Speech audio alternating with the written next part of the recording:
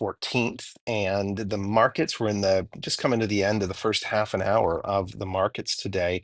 And although we started off in the red, and we're still in the red, the Nasdaq is actually coming back. If we look at the Nasdaq at the top here in the Yahoo Finance app, you can see the VIX is up above 20. We're at 22 and change, but the Nasdaq's coming back. We're only down 100 points. It's made a pretty significant recovery at this point. It was down quite a bit at the open.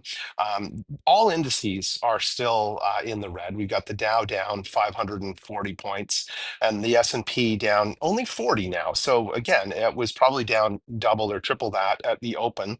And we're starting to see things recover, but not everything. So retail is down. We've got Home Depot reporting next week. Could be a buy there, but I'm skeptical because of the ICE raids at the Home Depot, cutting off the cheap workers, cheap labor to Americans looking to do it yourself or home renovations with some help and assistance. So I think that's going to wear on those, as well as tariffs and increased prices. You see a recovery here in Vistra. So Vistra has been beaten up the last couple of days, but it is starting to come back. I'm not sure whether it'll get back to the 190s today. I think that would be aggressive, but I think it could close in the high 170s and start its return up to the 190s in the next couple of weeks. Remember, we've got NVIDIA coming out with its earnings report, which is really, we're getting towards the end of earnings. I think we've got more than 85% of companies have reported at this point for the quarter.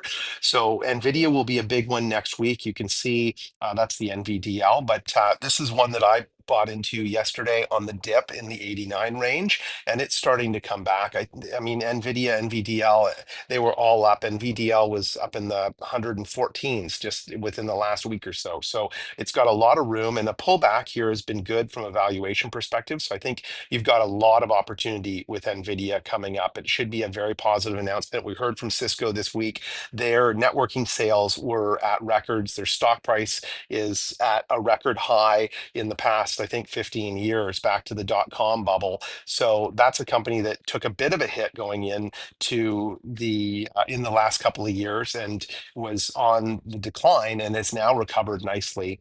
And we've had some good reports out of most of the other semiconductor companies, certainly AMD. We still haven't heard from Micron, and you'll notice here that Micron or MU is way up today. So it's making a move as well.